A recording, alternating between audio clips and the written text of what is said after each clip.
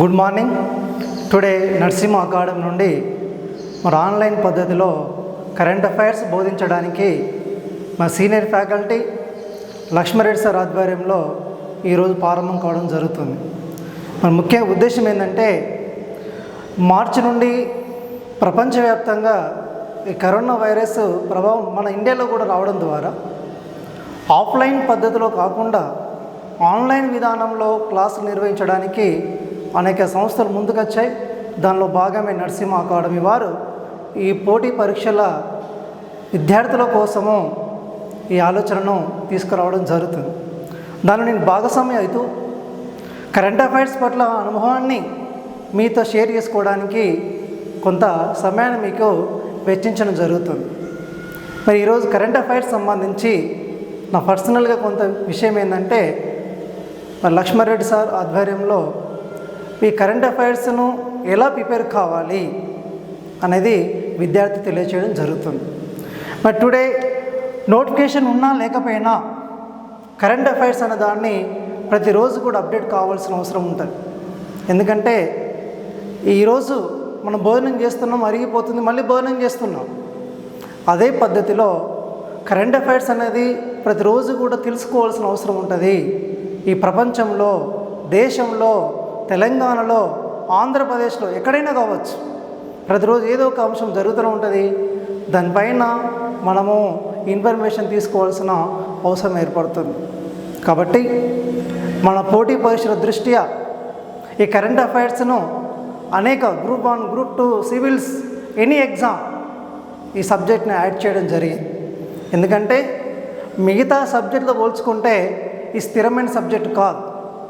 దీనిలో ప్రతిరోజు కూడా ఏదో ఒక మార్పు జరుగుతూనే ఉంటుంది. కాబట్టి ప్రతిరోజు దీన్ని మనం నేర్చుకుంటేనే ఈ సబ్జెక్ట్ మనకు సులభంగా అర్థమయ్యే అవకాశం ఉంటుంది.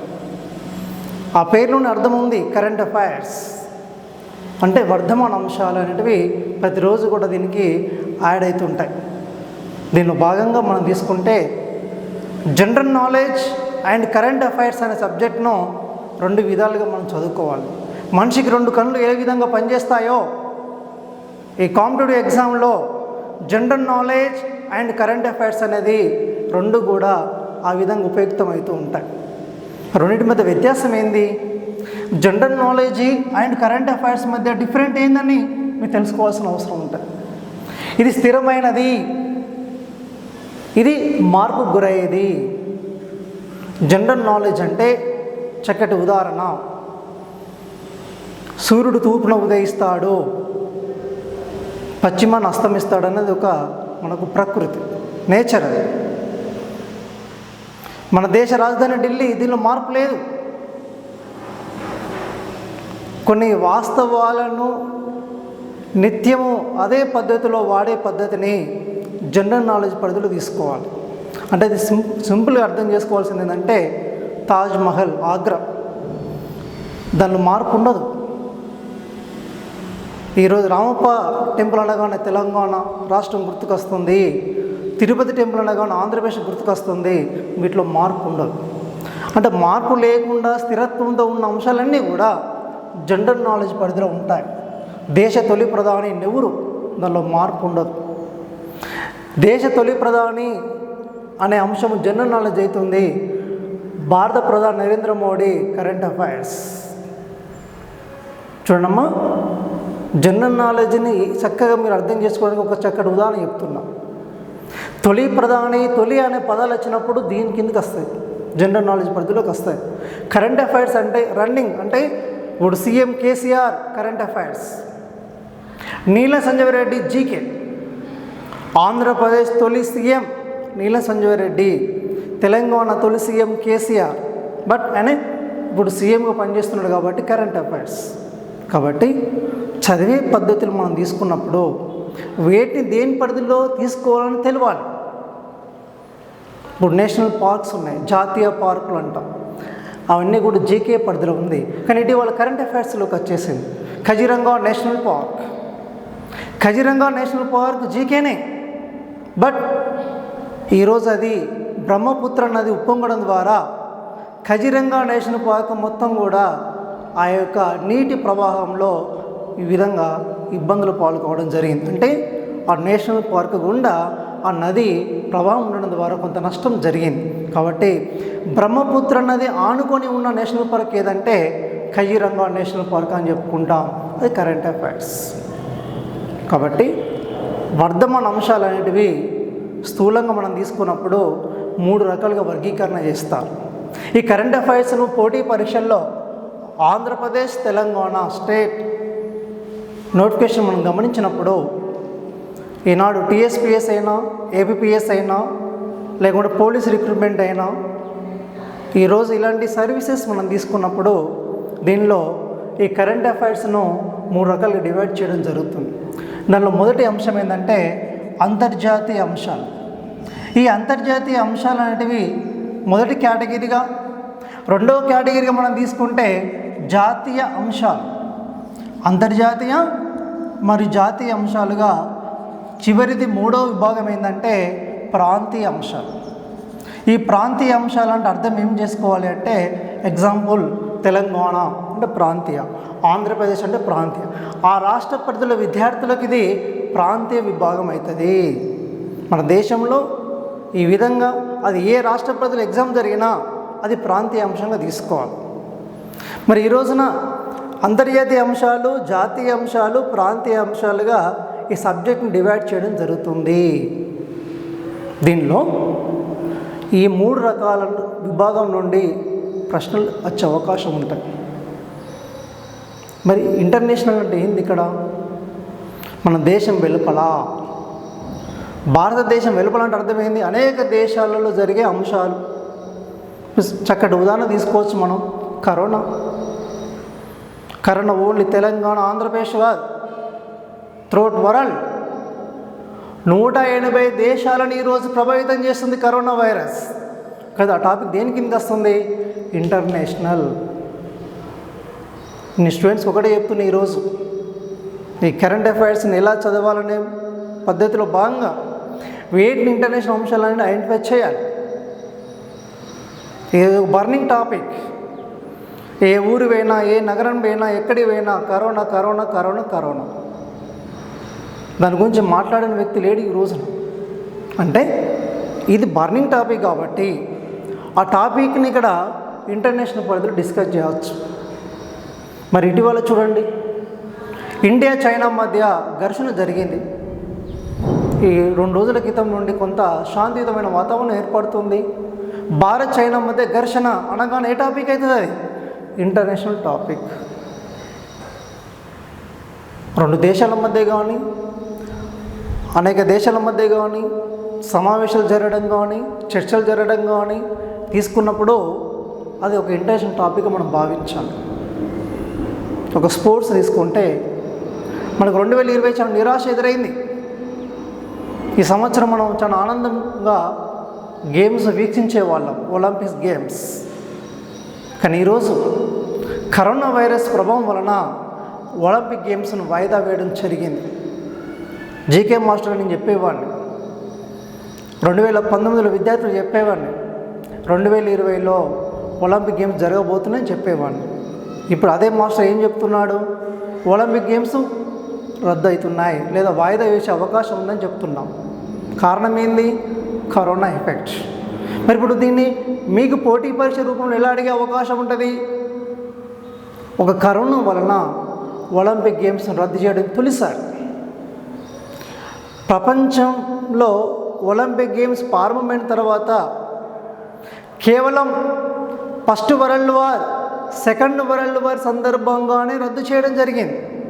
కానీ ఒక వ్యాధి వలన గేమ్స్ రద్దు కావడం ఇది తొలిసారి. కాబట్టి దాని మీద ప్రశ్నించే అవకాశం ఉంటుంది. ఒక అవార్డు తీసుకుంటే Nobel award, Oscar award, Ramon Magsaysay award, ఇట్లా ఎన్నో చెప్పుకోవచ్చు మనం. కాబట్టి ఇలాంటివన్నీ కూడా దీని పరిధిలో మనం డిస్కస్ చేయవచ్చు. మరి జాతీయ అంశాలు అంటే ఏంది? ఇది మన నేషనల్, మన ఇండియా బార్డర్, మన దేశ భూభాగంలో జరిగే అంశాలన్నీ కూడా జాతీయ అంశాలు తీసుకుంటాం. ఆ సుప్రీంకోర్టు అయితే ఏంది, ఒక ప్రధానమంత్రి, ఓ రాష్ట్రపతి, ఉపరాష్ట్రపతి ఎవరైనా కావచ్చు, వాళ్ళు తీసుకునే నిర్ణయాలు గవర్నమెంట్ ప్రారంభించే పథకాలు, ఈ కరోనా వైరస్ వలన దేశంలో కొత్తగా అమలవుతున్న పద్ధతులు, స్కీమ్స్, హాస్పిటల్స్ ఇవన్నీ కూడా జాతీయ అంశాల కిందకి వస్తూ ఉంటాయి. మరి ప్రాంతీయ అంశాలు అంటే అర్థమైంది అన్నప్పుడు ఒక స్టేట్ పరిధిలో, ఒక రాష్ట్ర పరిధిలో జరిగే అంశాలన్నీ కూడా ప్రాంతీయ అంశాలుగా తీసుకుంటూ ఉంటాం. కాబట్టి ఫస్ట్ ప్రిపరేషన్ అయ్యే సందర్భంలో ఒక కరెంట్ అఫైర్స్ను నోటిఫికేషన్ ఏ విధంగా అడుగుతున్నాడో మనం గమనించాలి ఫస్ట్. కాబట్టి ఈ నోటిఫికేషన్ ఆధారంగా తీసుకున్నప్పుడు రేపు రాబోయే నోటిఫికేషన్లో ఈ అంశాలనే మీకు ప్రస్తావించడం జరుగుతుంది. కాబట్టి ఈ అంతర్జాతీయ అంశాలు, జాతీయ అంశాలు, ప్రాంతీయ అంశాలు మనం ఫస్ట్ వర్గీకరణ చేయాలి. చేస్తే మీకు ఏమవుతుంది, సులభంగా ఈ టాపిక్ దీని పరిధిలోకి వెళ్ళిపోతుంది, ఈ అంశం దీని పరిధిలోకి వెళ్ళిపోతుంది అనేది మీకు తేలిగ్గా అవకాశం ఉంటుంది. చాలామంది స్టూడెంట్స్కి ఎలా ఉంటుందంటే కరెంట్ అఫైర్స్ అనగానే గందరగోళానికి గురవుతూ ఉంటారు. అది ఎంత చదివినా వేస్టే, ఎక్కడి నుండి ప్రశ్న వస్తుందో అర్థం కాదు అనే ఫీలింగ్లో ఉంటారు. కానీ అది తప్పు. ఆ నెగిటివ్ థాట్స్ మనం తగ్గించుకోవాలి. ఆ సబ్జెక్ట్ పట్ల పాజిటివ్ ఆలోచన ఉంటే ఇక్కడ కూడా మంచి స్కోర్ సాధించవచ్చు. వాడు ఎక్కడి నుండో ప్రశ్న అడగడు, మన చుట్టూ జరిగే పరిణామాల పట్ల, మనం గమనిస్తున్న అంశాల పట్లనే ప్రశ్నిస్తాడు. కానీ మనం వాటిని అబ్జర్వ్ చేయం. మీకు తెలియదా, కరోనా గురించి ఎవరైనా చెప్పగలుగుతున్నారు ఈరోజు, దాని నుండి ప్రశ్నించవచ్చు రేపు ఎగ్జామ్లో. అది ఎక్కడ స్టార్ట్ అయింది, దానివల్ల ఎలా మనం నష్టపోతున్నాం, దాని ప్రత్యామ్నాయ మార్గాలు ఏంటి, అవన్నీ కూడా ఇలా ప్రపంచ దేశాలు ఆలోచన చేస్తున్నాయి. మిమ్మల్ని ప్రశ్నిస్తున్నా, మరి కరోనా వైరస్ ఎక్కడ స్టార్ట్ అయింది అని ప్రశ్న అడిగితే దాని సమాధానం ఏంది, చైనా. ఈ కరోనా వైరస్ ఉనికిని మనం ఎక్కడ కనిపెట్టాం, చైనా దేశంలో కనిపెట్టడం జరిగింది. మాది ఇప్పుడు మహమ్మారి తగ్గిపోయిందా, ఇంకా తగ్గలేదు, ఇంకా పెరిగిపోతుంది కేసులు. ఎందుకంటే ఆ వైరస్ అనేది ఒకరి నుండి ఒకరికి ప్రభావితమయ్యే వ్యాధి లక్షణం. మరి చైనా చూడండి, ఈరోజు నేను ఎందుకు ఇంతగానో ఫోకస్ చేస్తున్నంటే మన పొరుగు దేశమైన చైనాతో మనకి ఇలా ఘర్షణ వాతావరణం జరుగుతుంది. కరోనా వైరస్ వలన మొట్టమొదటిగా చైనా దేశంలో ప్రారంభమైన విషయం మన ప్రపంచానికి తెలియజెప్పుకున్నాం. దాని ద్వారా ప్రపంచ ఆర్థిక వ్యవస్థనే చిన్నాభిన్నమైపోతుంది, ఉపాధి కల్పన కరువైపోతుంది. కాబట్టి విద్యార్థులారా, ప్రతిరోజు కూడా ఇలాంటి ఇన్ఫర్మేషన్ మనం తెలుసుకోవాలంటే మనం చేయాల్సిన కొన్ని పనులు ఉంటాయి. దానిలో మొదటిగా మీరు చేయాల్సింది ఏంటంటే, మీ ఇంటి వద్దనే మీరు చదువుకునే పద్ధతి ఒకటి ఉంటుంది. ఒకనాడు మనం ఏం చేసేవారం అంటే న్యూస్ పేపర్ చదివేవాళ్ళం. కానీ నేడు ఈ ఆధునిక ప్రపంచంలో టెక్నాలజీ విప్లవం అనేది ప్రారంభమైంది. కాబట్టి ఇంటి వద్దనే మొబైల్ ద్వారా కూడా మనం చదువుకోవచ్చు. ఇలా మొబైల్ ద్వారానే దేన్నైనా మనం చదువుకునే పద్ధతి వచ్చేసింది. కాబట్టి మీ ఇంటి వద్ద, మీ ఇంట్లోనే ఆ ఆండ్రాయిడ్ మొబైల్ ఫోన్ మీ దగ్గర ఉంటే ఇలాంటి అంశాలు ఎన్నింటినో మనం తెలుసుకునే అవకాశం ఉంటుంది. ఒకవేళ అది అందుబాటులో లేకపోతే మనం ఏం చేయాలి, న్యూస్ పేపర్ని ఫాలో కావాలి. లేదా ప్రతి ఇంటిలో కామన్గా టీవీ ఉంటుంది. ఆ టీవీలో మనం ఏం చేయాలి, సీరియల్స్ అవి చూడడం కాదు, సినిమాలు చూడాలి సరదా కోసం. కానీ ఈ సబ్జెక్ట్ పరంగా నేను చెప్పదలుచుకుంది ఏంటంటే, కరెంట్ అఫైర్స్ అనే సబ్జెక్ట్ను తెలుసుకోవాలంటే కనీసం పర్ డే ఒక ½ అన్ అవర్ లేదా 1 అవర్ న్యూస్ వినండి, పేపర్ చదవండి. అప్పుడు మీకు ఏమర్థమైందంటే ఈ ప్రపంచంలో, ఈ దేశంలో, ఈ రాష్ట్రంలో, ఈ జిల్లాలో ఏం జరుగుతుందో తెలిసిపోతుంది. దానిలోకెళ్ళి మనకు అవసరమైన అంశాలను మనము సేకరించుకోవాల్సిన అవసరం ఉంటుంది. అలా చదివినప్పుడు మాత్రమే ఈ సబ్జెక్ట్ పట్ల మీకు అవగాహన కలిగే అవకాశం ఉంటుంది. నెక్స్ట్ మనం గమనించాల్సింది ఏంటంటే, ఈ కరెంట్ అఫైర్స్ అనే విధానాన్ని పోటీ పరీక్షలు చదివేటప్పుడు రెండవ మెథడ్ ఏంది. ఫస్ట్ మెథడ్ ఏం చెప్పుకున్నాం, సిలబస్ ఎలా ఉంటుంది కరెంట్ అఫైర్స్. జనరల్గా ఏ మాస్టర్ కూడా సిలబస్ చెప్పడు. కానీ నా అనుభవం రీత్యా 10 సంవత్సరాల అనుభవం రీత్యా నేను చెప్పాల్సింది ఏంటంటే, నా కాన్ఫిడెన్స్ ఏంటంటే ప్రీవియస్ పేపర్స్, తెలంగాణ, ఆంధ్రప్రదేశ్, లేకుంటే సెంట్రల్ గవర్నమెంట్, లేకుంటే రైల్వే బోర్డ్, లేకుంటే బ్యాంక్, ఎన్నో ఎగ్జామ్స్లో మనము ఈ సబ్జెక్ట్ పట్ల ఉన్న అవేర్నెస్ని గమనించినప్పుడు, ఆ ప్రీవియస్ పేపర్స్ మనము చూసినప్పుడు ఏ ఏరియా నుండి ప్రశ్న అడుగుతున్నాడో మనం తెలుసుకునే అవకాశం ఏర్పడుతుంది.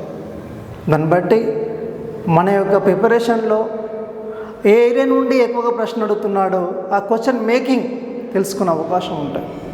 రెండవది ఏంటంటే, అలా చూడడం ద్వారా మీ యొక్క ప్రిపరేషను ఒక సిస్టమేటిక్గా, ఒక క్రమశిక్షణ పద్ధతిలో జరిగే అవకాశం ఉంటుంది. ఎందుకంటే నీకు ముందే తెలిసిపోతుంది అక్కడ ఏమని, ఈ పలానా ఇయర్లో పలానా ప్రశ్న ఈ విధంగా వచ్చేసింది అనే కాన్సెప్ట్ తెలుస్తుంది. కాబట్టి నువ్వు అలర్ట్ అయ్యే అవకాశం ఉంటుంది. కాబట్టి ప్రీవియస్ పేపర్స్ కంపల్సరీగా ఫాలో కావాలి.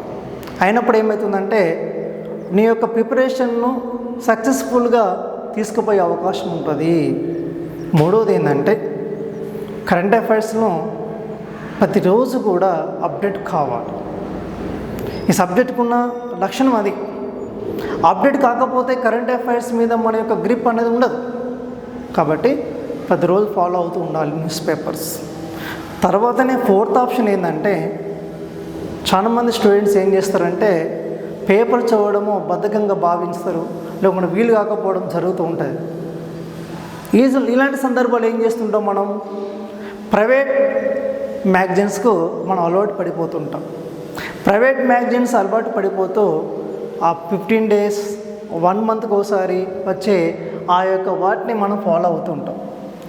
అది కొంతవరకు న్యాయమే, కానీ 100% సక్సెస్ కాదు. అది ఎందుకు కాదంటే, ఆ పబ్లికేషన్ వచ్చేంత వరకు కూడా మనం ఏం చేస్తున్నాం, నిర్లక్ష్య ధోరణి కనబడుతుంది. మరి అదే రోజు న్యూస్ పేపర్ చదువుకున్నామంటే ఆ మ్యాటరే, ఆ సంబంధించిన అంశాలే నీకు మ్యాగజైన్లు వస్తాయి. కాబట్టి పేపర్ చదివిన తర్వాత ఆ మ్యాగజైన్ చదవడం ద్వారా నీకు రికాల్ అవుతుంది. రికాల్ అంటే ఏంది, చదివిన అంశమే మళ్ళీ అక్కడ నీకు టచ్ అవుతుంది. కాబట్టి రికాల్ అయ్యే అవకాశం ఉంటుంది. ఫస్ట్ అట్లా ప్రిఫరెన్స్ తీయండి, చదవండి, మ్యాగజైన్ చదవండి, కొన్ని క్వాలిటీ బుక్స్ చదవండి. దాని ముందు మనం ఏం చేయాలి, పేపర్ చదువుతూ నీ సొంత నోట్స్ రాసుకునే ప్రయత్నం చేయాలి. అది మంచి అలవాటు. ఇలా చేసిన తర్వాత నెక్స్ట్ ఇంకేముంది, ఇప్పుడు మనం ఈ న్యూ టెక్నాలజీ తీసుకున్నప్పుడు యూట్యూబ్ ద్వారా లేకుంటే ఆన్లైన్ ద్వారా అనేక మంది ఇక్కడ మీకు కరెంట్ అఫైర్స్ పట్ల నెంబర్ ఆఫ్ మెటీరియల్ దొరుకుతుంది. కానీ దానిలో మీకు నమ్మకమైనది, మీకు ఏ మాస్టర్ అయితే మీకు అర్థమయ్యే రీతిలో బోధిస్తున్నాడో వాళ్ళని ఫాలో కావండి. మంచి క్వాలిటీ సబ్జెక్ట్ ఎంచుకోండి, మంచి మాస్టర్ని ఎంచుకోండి, ఒకదాన్ని ఫాలో కండి. ఒకే సమయంలో 100 కొద్ది మనం చూడలేం కదా, మీకు నచ్చినది చూడవచ్చు.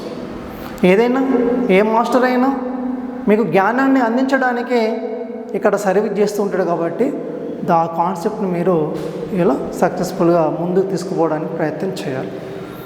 ఇంకొకటి ఏంటంటే, కరెంట్ అఫైర్స్ అనే సబ్జెక్ట్ను మనము ప్రిపరేషన్ అయ్యేటప్పుడు ఈ 3 అంశాలనే కాకుండా కొన్ని ఎలా ఉంటాయంటే అనుకోకుండా జరిగే సంఘటనలు అంటాం. కరెంట్ అఫైర్స్కున్న గుణం అది. రేపు ఏం జరుగుతుందో ఎక్స్పెక్ట్ చేయలేం, ఇంకో గంటకు ఏం జరుగుతుందో ఎక్స్పెక్ట్ చేయలేం. కాబట్టి అలాంటి సంఘటనలు జరిగిన తర్వాత అది వార్తల్లో ప్రధాన ఇష్యూగా మారితే మనం ఖచ్చితంగా మనం టేకప్ చేయాలి. చూడమ్మా, ఈనాడు సెంట్రల్ గవర్నమెంట్ ఈ కరోనా నేపథ్యంలో దేశవ్యాప్తంగా అనేక కొత్త కొత్త విధానాలు ప్రవేశపెడుతుంది. ఈనాడు చూడండమ్మా, ప్రధానమంత్రి గరీబ్ కళ్యాణ్ యోజన ద్వారా పేదలకు ఎన్నో సౌకర్యాలు కల్పిస్తుంది. నేడు PDS పద్ధతిలో పబ్లిక్ డిస్ట్రిబ్యూషన్ సిస్టమ్ అంటాం. దీని ద్వారా కేంద్ర రాష్ట్ర ప్రభుత్వాలు సంయుక్తంగా పేదవారికి, ముఖ్యంగా అంటే పేదవారికి అంటే అర్థం ఏంటంటే వైట్ రేషన్ కార్డ్ కలిగి ఉన్నవారికి ఉచితంగా బియ్యము సరఫరా చేస్తుంది. తెలంగాణ రాష్ట్రం అయితే బియ్యం అని చెప్పుకుంటున్నాం, నార్త్ ఇండియా అయితే గోధుమలు అని చెప్పుకుంటూ ఉంటాం. అంటే ఆ పరిసర ప్రాంతాలను బట్టి ఈ ఆహార వస్తువులను డిసైడ్ చేయడం జరుగుతుంది. ఈనాడు చూడండి, ఈనాడు కరోనా నేపథ్యంలో ఈరోజు పీడిఎస్ పద్ధతిలో ఒక పర్సన్కు 12 కేజీల బియ్యం ఇచ్చేవారు.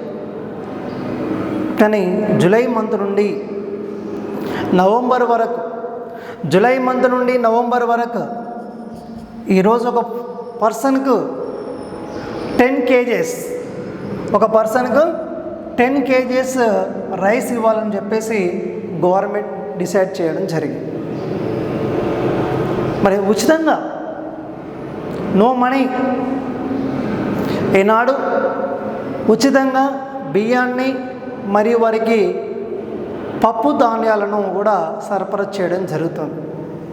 దీని ద్వారా వాళ్ళు పేదలు తన ఆహార కొరతను అధిగమించే అవకాశం ఉంటుంది. మరి భోజనం చేస్తేనే కదా పని చేసేది. అనేక మంది పేదలు కొనే పరిస్థితులు లేరు.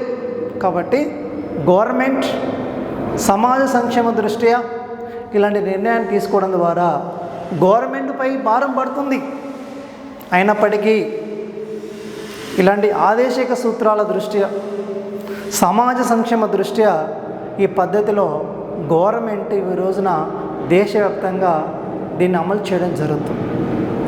మరి వాస్తవ రీత్యా మనం గమనిస్తే తెలంగాణ రాష్ట్ర ప్రభుత్వము పబ్లిక్ డిస్ట్రిబ్యూషన్ స్కీమ్ ద్వారా కరోనా రాకముందు ప్రతి పర్సన్కు 6 కేజీల బియ్యం ఇచ్చేది. తర్వాత దాన్ని రెట్టింపు చేసింది.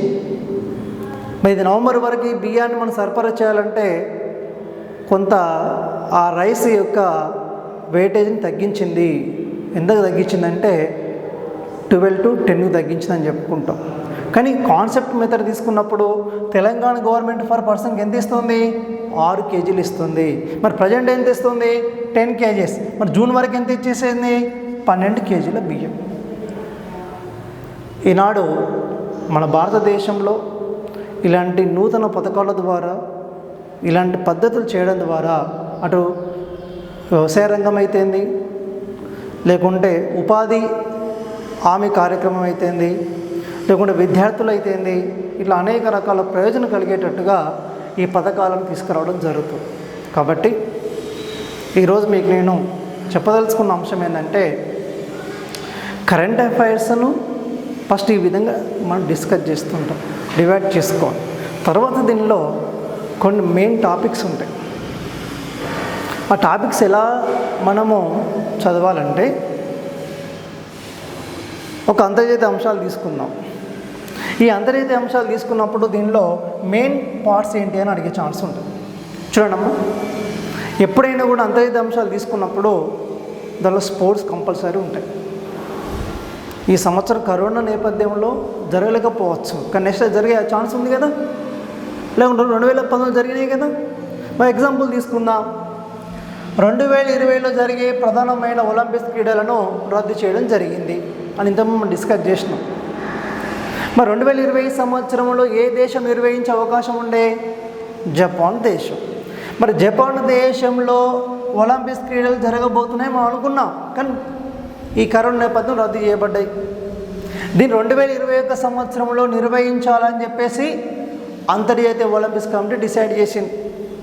అప్పుడు కూడా ఇదే పరిస్థితి ఉంటే ఏం చేద్దాం మరి అని కూడా ఆలోచన పడ్డది ఒలింపిక్స్ కమిటీ. ఈ కరోనా అనే పరిస్థితి అదేవిధంగా కొనసాగితే అప్పుడు పూర్తిగా రద్దు చేసే అవకాశం ఉంటుంది. ఒక 1 year అయితే మనం పోస్ట్పోన్ చేసినాం. కాబట్టి 2020లో జరగవలసిన ఒలింపిక్స్ క్రీడలను జపాన్ దేశం నిర్వహించబోతుంది అనుకున్నాం, కానీ దాన్ని 2021కి పోస్ట్పోన్ చేయడం జరిగింది. మరి దీన్ని ఎక్కడ నిర్వహించబోతున్నాం 2021లో అంటే టోక్యో నగరం. ఇక్కడ ఒక బేసిక్ ప్రశ్న వస్తుంది మీకు. ఆ మాస్టర్ ఎలా ఉంటాడంటే, పేపర్ తయారు చేసే మాస్టర్, ఒక చిన్న టాపిక్ ఇది మీకు డిస్కషన్లో. ఒలింపిక్స్ అనేది ఈ 2020లో ఒక ప్రధాన శీర్షిక. ఎందుకు? కరోనా నేపథ్యం రద్దయింది కాబట్టి. రద్దయినప్పుడు దాన్ని ఒక బేసిక్ నాలెడ్జ్ మనకు అవసరమే కదా.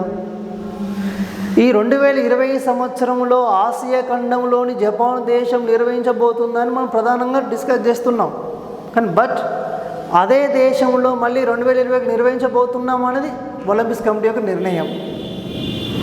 మరి జపాన్ కాన్సెప్ట్ ఏంది ఇక్కడ?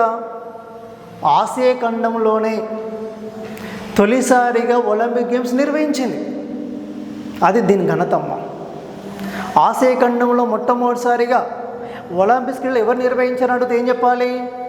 జపాన్ దేశం. అది దేని కిందకి వెళ్ళిపోతుంది? జీకే. మరి 2020లో జరగబోతుంది ఎక్కడంటే జపాన్. అది దేని కిందకి వెళ్ళిపోతుంది? Current affairs. కాబట్టి ఆసియా ఖండంలో మొట్టమొదటిసారిగా 1964లోనే జపాన్ దేశం నిర్వహించింది. ఇట్లా కూడా మిమ్మల్ని ప్రశ్నించవచ్చు. జపాన్ దేశం ఎన్నోసారి నిర్వహించబోతుంది ఒలింపిక్స్ అంటే? రెండోసారి. మరి మొదటిసారి ఎప్పుడు నిర్వహించిందంటే 1964 ఫస్ట్ టైం. ఎక్కడ? టోక్యో. మరి సెకండ్ టైం కూడా టోక్యో.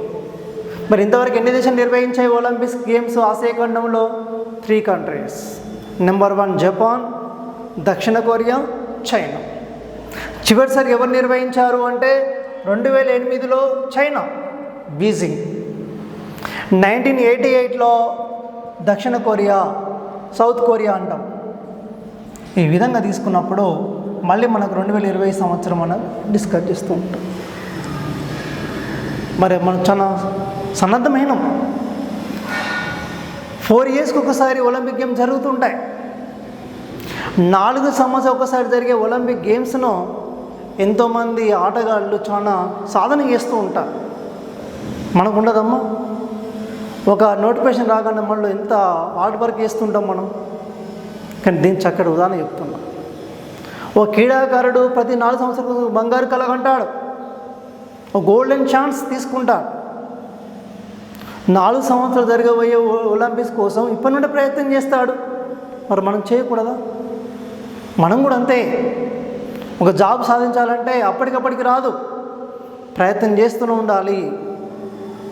కానీ కొంత నిరాశ ఎదురై, ఎందుకంటే ఇన్ టైంలో ఆ గేమ్స్ జరగలేకపోవడం అనేది ఒక నిరాశ. అయినప్పటికీ క్రీడాకారులు సాధన చేస్తున్నారు. ఎందుకంటే ఆ కోరిక, ఒక డ్రీమ్, నేను గోల్డ్ సాధించాలి, ఓ గోల్డ్ మెడల్ సాధించాలి, ఓ స్వర్ణపదకం సాధించాలనేది వాళ్ళ డ్రీమ్. కాబట్టి ఈ ఒలింపిక్ గేమ్స్ అనే కాన్సెప్ట్ తీసుకున్నప్పుడు ఇలాంటి కాన్సెప్ట్ ఖచ్చితంగా గుర్తుంచుకో. ఇంకొక ఉదాహరణ ఏంటంటే స్పోర్ట్స్ పరంగా తీసుకున్నప్పుడు 2020 సంవత్సరంలో ప్రతి ఇయర్ ఐపీఎల్ పండుగ జరుగుతుందమ్మ. పండుగ అంటే ఏంది? సమ్మర్.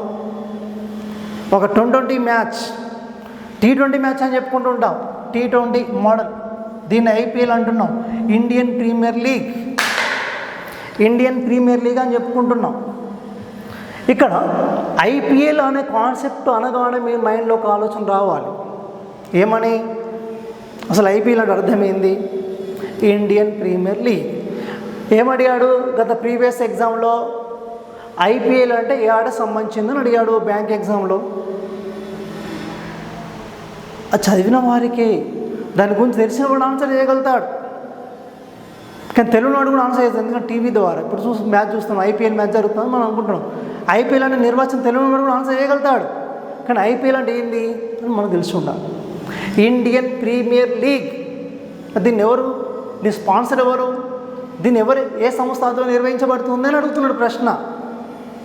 మొదటిగా అర్థం చేసుకోవాల్సింది ఏంటి? ఐపీఎల్ ఏ ఆట సంబంధించింది అంటే ఏం చెప్పాలి? క్రికెట్ ఆట సంబంధించింది. మరి దీన్ని మన భారతదేశంలో ఎవరు నిర్వహించబడుతున్నారు? బీసీసీఐ. ఇది ఇంపార్టెంట్. కొంతమంది మిస్టేక్ చేస్తుంటారు విద్యార్థులు. ఐసీసీ